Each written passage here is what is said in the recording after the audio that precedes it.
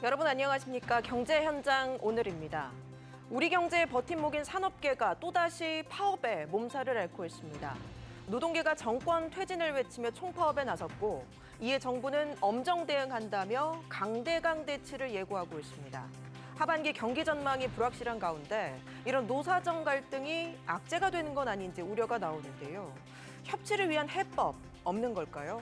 경제 현장 오늘 하반기 한국경제 전망 특집으로 진행을 해보도록 하겠습니다. 대통령직 속 사회적 대화기구죠. 경제사회노동위원회의 김문수 위원장 이 자리에 모셨습니다. 위원장님 어서 오세요. 네, 반갑습니다. 안녕하세요. 요즘 소위 킬러 문화 이 논란인데요. 네.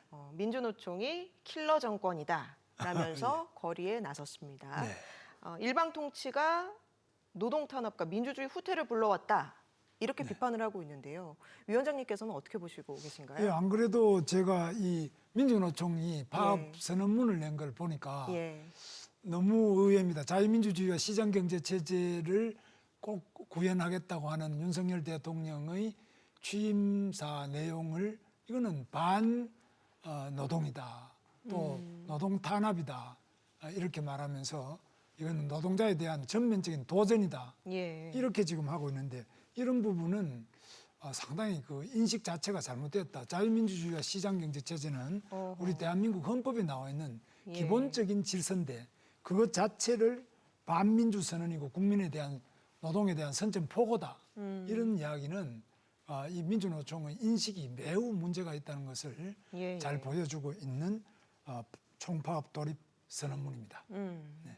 민주노총과 함께 양대 노총이죠. 한국노총이 경사노위를 최근에 나갔는데 나간 그 배경을 보면은 이른바 곤봉 진압이 있습니다. 그러니까 지난 5월이었죠. 광양제철소 이제 고공농성에서 경찰이 곤봉을 사용한 것인데 논란은 있습니다만 여하튼 사람이 다쳤고 좀 정부가 대승적으로 이렇게 좀 포용을 했어야 한다 이런 지적도 나오는데요. 어떻게 받아들이십니까? 그 점은 이제 일단은 한국노총 금속노련 김준영 처장이 망루 농성을 했는데 이 망대를 광양 포스코 앞에 차도 한가운데다가 이 망대를 설치해서 농성을 했는데 그럼 차가 못 다닐 거 아닙니까? 차량 교통을 방해하는 이 부분만이 아니라 또 이런 부분을 철거를 하기 위해서 올라간 소방관과 경찰관을 정글도와 칼과 파이프로 때려가지고 사실 이 경찰관이 3명이 부상을 당하고요. 경찰관도 6발을 꿰맸는데 이런 진압 과정에서 금속노련의 김준영 처장이 3발을 꿰매고 지금 구속돼 있습니다. 금속노련 위원장도 지금 기소돼 있고요. 그래서 이런 불상사가 일어났는데 안타까운 일이지만은 경찰 공권력은 당연히 이런 도로 교통을 방해하는 그런 망루 그것도 지금 노조에서 공장 안에다가 좀 해라 또는 인도에다가 해라 이런데 차도 한가운데다가 했기 때문에 경찰관들로서는 이것을 철거를 안 할 수 없었을 겁니다. 불가피했다. 알겠습니다. 지금 양대 노총이 경사노위 참여 중단을 선언하면서 노동계 테이블이 지금 공석인 상황입니다. 어떻게든 좀 위원장님 또는 경사노위 차원에서 접촉을 시도하고 계실 것 같은데요. 대화를. 어떤 상황인 겁니까? 저도 한국노총 위원장도 개인적으로 또 가서 만나고요.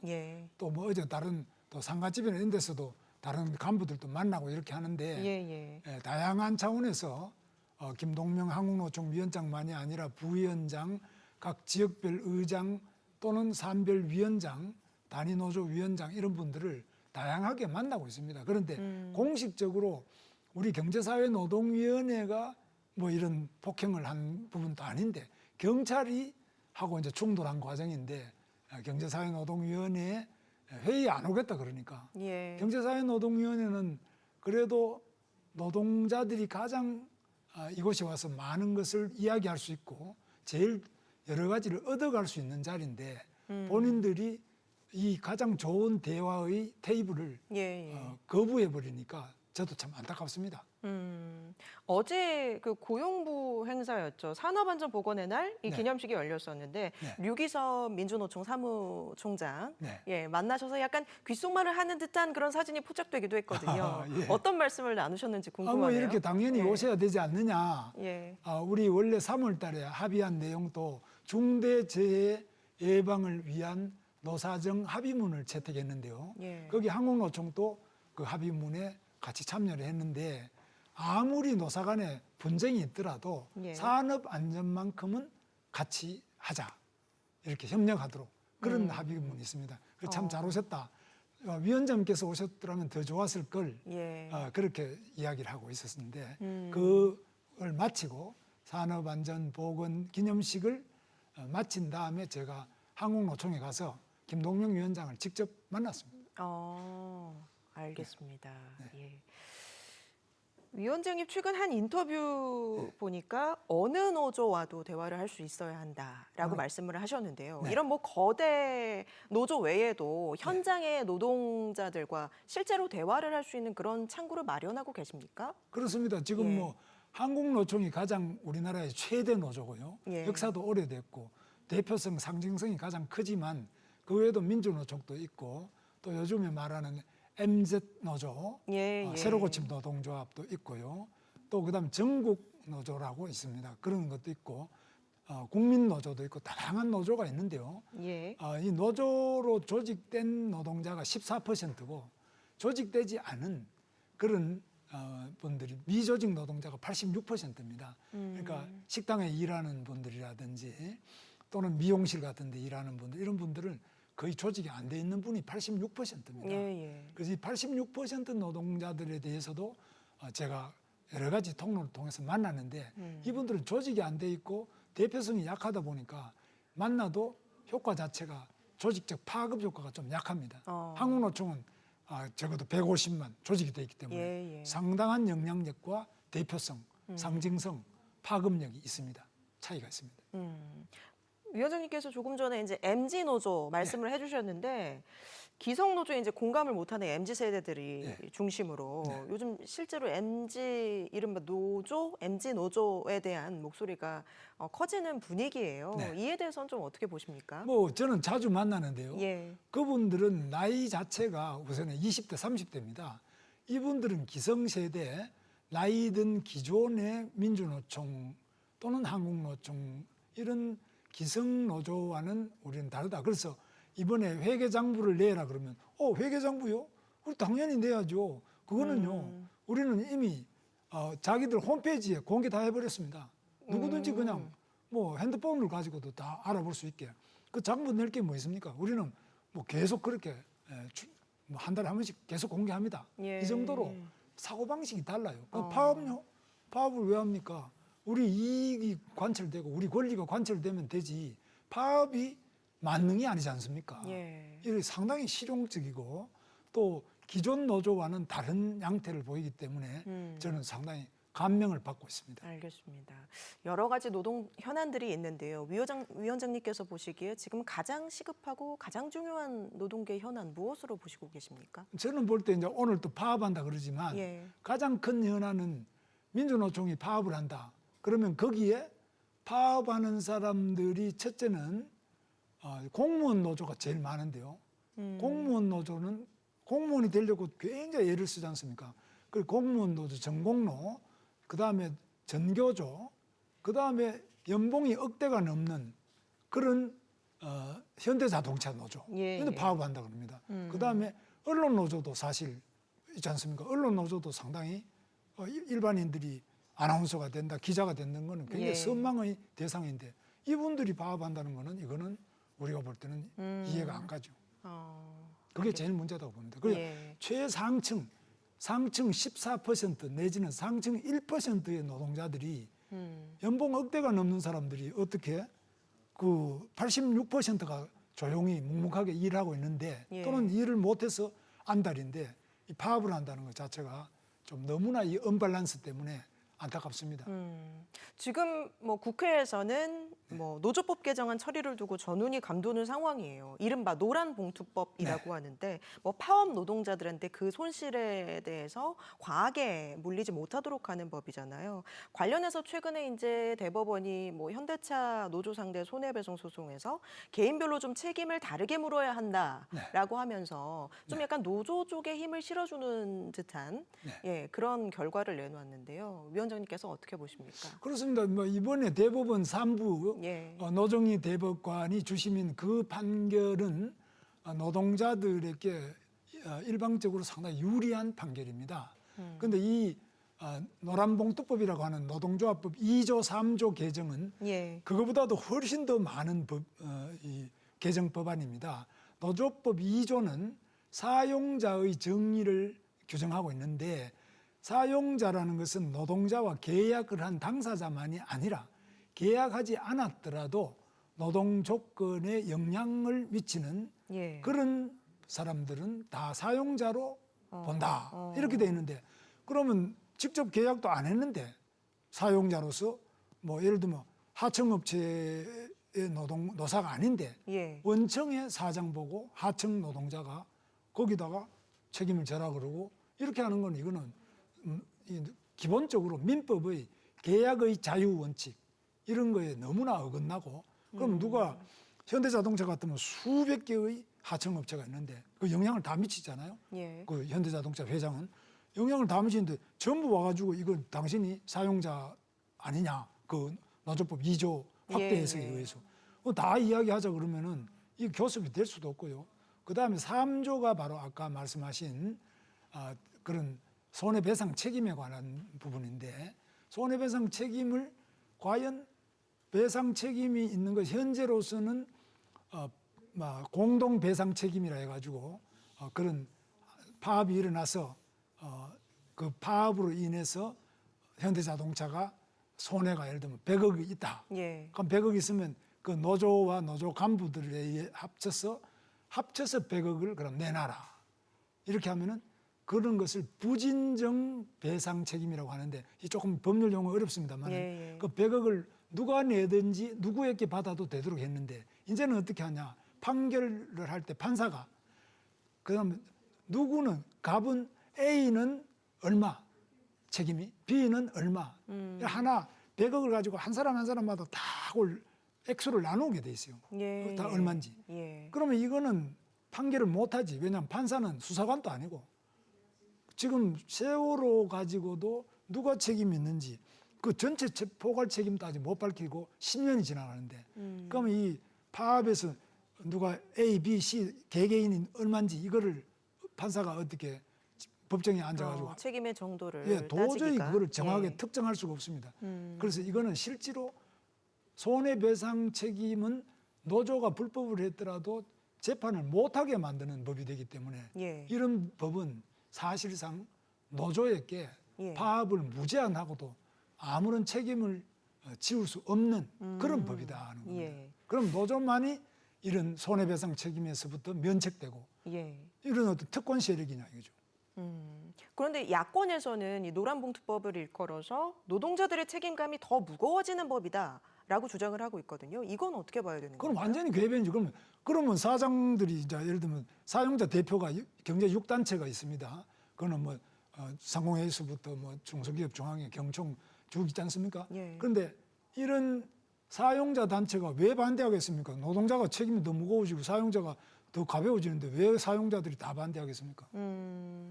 말이 안 되는 이야기죠.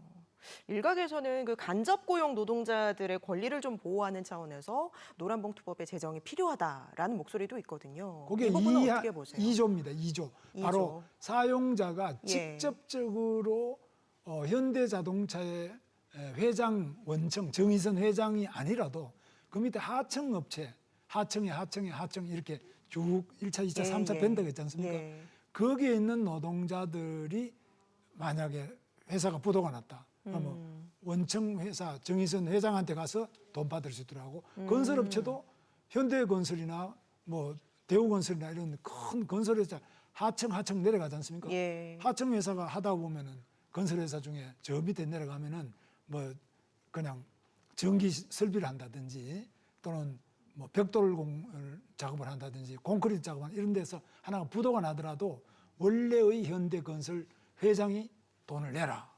이런 어떤 책임을 지운다는 건데 그것 자체는 사실 그럼 부도가 나다든지 이런 경우는 이제 여러 가지 따져봐야 되겠습니다만 예. 일반적으로 다 원청 회사가 직접 계약을 안 했는데도 책임을 져라 이렇게 나온다면은 그 어떻게 기업을 못 할 겁니다. 그 어디에서 무슨 일이 일어날지 모르고 기업을 할 수가 없지 않습니까? 예, 알겠습니다. 또 하나의 노동계 현안이죠. 네. 내년도 최저임금을 정하는 문제. 네. 오늘도 이제 위원회가 3시에 예정이 돼 있어서 지금 아마 진행 중일 것 같은데요. 네. 27% 인상이냐 동결이냐를 두고서 지금 줄다리기를 하고 있습니다. 뭐 역시나 지금 심의 기간을 넘긴 상황인데요. 어떻게 보고 계십니까?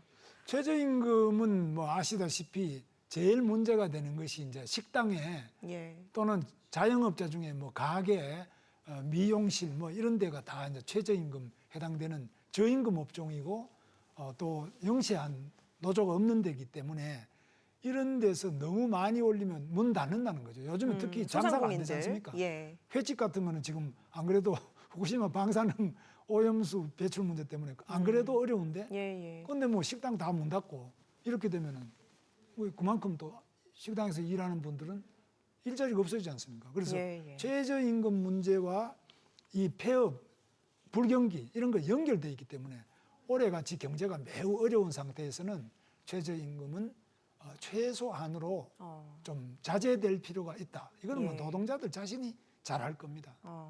오늘 회의에서 아마도 이제 수정안이 조금 공유가 될 것 같고 네. 또 퇴장을 했던 노동계가 지금 다시 복귀한 상황이잖아요. 좀 논의의 속도가 붙을까요? 복귀한 노동조합의 대표자들은 그건 잘한 거로 보고요. 예. 일단 대화를 통해야 되니까. 그러나 많이 올라간다, 뭐 20% 이상 올라간다 이런 것은 현재의 경제 성장률 자체가 2%도 안 되지 않습니까? 물가도 이제 진정이 돼서 2%대로 떨어졌지 않습니까? 예, 예. 근데 뭐 20%씩 올려라 그러면은 그럼 과연 자영업자들, 영세 사업자 이게 다 문 닫으면 그건 예. 또 어떻게 하느냐? 이게 참 문제겠습니다.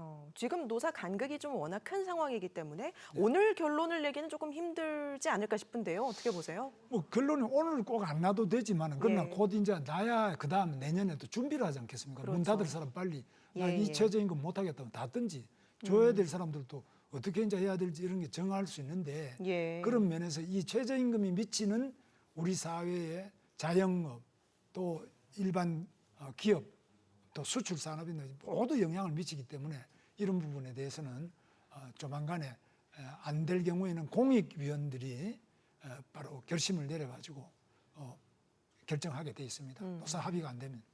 알겠습니다.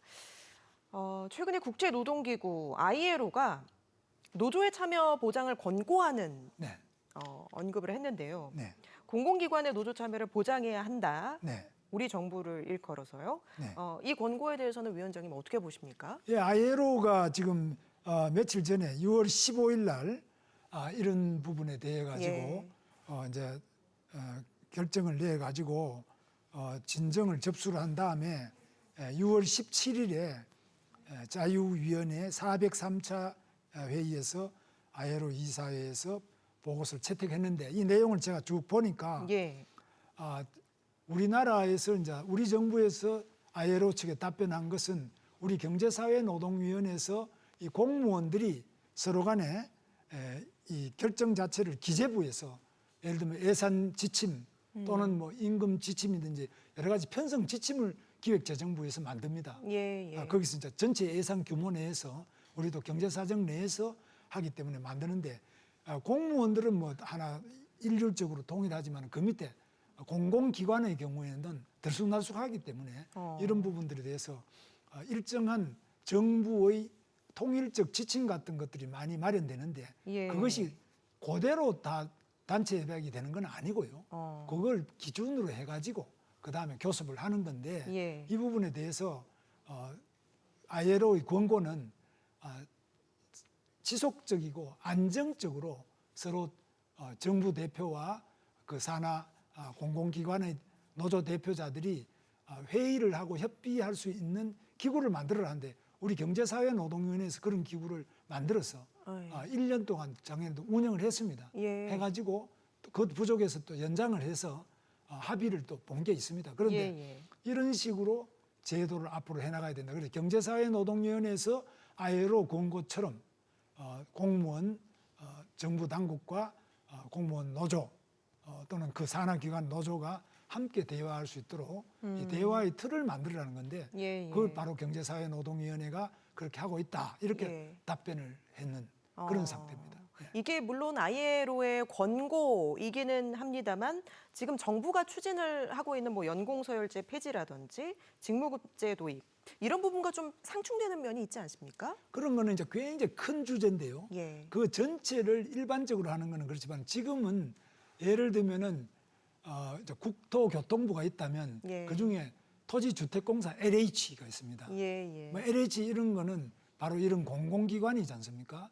그런 공공기관, 도로공사 뭐 이런 거 다 공공기관인데 이런 공공기관의 임금에 대해서 왜 정부의 기획재정부에서 지침을 내리느냐? 지침 자체가 너무나 그 LH공사 사장이 또는 노조가 너무 재량이 없다. 원래 지침대로 해라 이러는데 꼭 지침 그대로 하라는 건 아닌데 지침을 기준으로 하다 보니까 노조가 이야기하면은 사장은 이 기재부의 지침이 이렇기 때문에 잘못하면 우리는 뭐 예산 하나도 못 받을 수 있다. 이런 여러 가지 이제 핑계도 되는 경우도 있고 사실도 그런 점이 있습니다. 그래서 이런 점에서 여러 가지 제한이 있는데 그것은 공공기관이라는 것은 독점이기 때문에요. 우리나라 LH도 경쟁이 없지 않습니까? 경쟁기구 같으면 뭐 그냥 하면 되는데 독점이고 또 국민의 세금을 가지고 쓰기 때문에 그런 부분에 대해서는 일정하게 정부가 지침을 낼 수 있다고 보는데 이 지침이 뭐 철벽같이 못 움직이는 지침이 아니라 그걸 기준으로 해서 대화할 수 있는 통로를 우리 경제사회노동위원회에서 운영했고 또 앞으로도 그렇게 하면 될 것으로 보고 있습니다. 이 권고를 지키는 것이 되는 것으로 해석하고 있습니다. 노동계에 뭐 워낙 첨예한 현안들이 많기 때문에 어깨가 무거우실 것 같은데 임기 내에 이것만은 꼭 이루겠다 하시는 게 어떤 걸 꼽으실 수 있을까요? 제가 볼 때는 가장 문제가 이제 노조 없는 86%의 정말 어디 호소할 데 없는 최고 약자, 영시한 사업체. 뭐 방송사 같으면 예를 들면 작가들이 지금 어렵습니다. 방송에는요. 그러니까 이런 작가들 문제라든지 이런 분들도 우리가 모임을 계속 하고 있는데 아니면 여성들 문제 또 아주 영시한 그런 사업체 중에서 뭐 요즘에 배달하는 사람들 뭐 산재를 당한다. 뭐 배달하다가 오토바이가 넘어져서 다친다. 이런 것도 많이 있습니다. 이런 분들을 어떻게 보호를 할 수 있느냐. 이것이 이제 우리 윤석열 대통령의 정부에서 법치를 똑바로 세우는 거 하나는 약자에 대한 따뜻한 노동개혁. 이 두 개가 꼭 해야 될 일로 생각하고 있습니다. 끝으로 그 양대 노총의 경사노위 참여 빨리 돌아오길 바라는 마음이실 것 같은데요. 어떻습니까? 네. 그래서 빨리 올 뿐만 아니라 특히 한국노총은 해방 직후부터 대한민국의 건국 주역이고 또 경제 발전의 주역이었습니다. 또 민주화의 주역이고요. 그럼 이런 이 한국노총이라는 조직이 단순히 뭐 우리는 어디 싫다 반대하는 게 아니라 대한민국을 건국하고 경제를 발전시키고 민주주의를 이룩하는데 주역이었기 때문에 굉장히 중요한 주체입니다. 이 경제사회노동위원회 주체는 또 한국노총이 그동안 계속 참여해 왔습니다. 꼭 참여하셔서 대한민국의 주역으로서 경제의 주체로서 역할을 빨리 해주시기를 바랍니다. 알겠습니다. 오늘 말씀 여기까지 듣도록 하겠습니다. 지금까지 김문수 경제사회노동위원회 위원장과 함께했습니다. 고맙습니다. 감사합니다.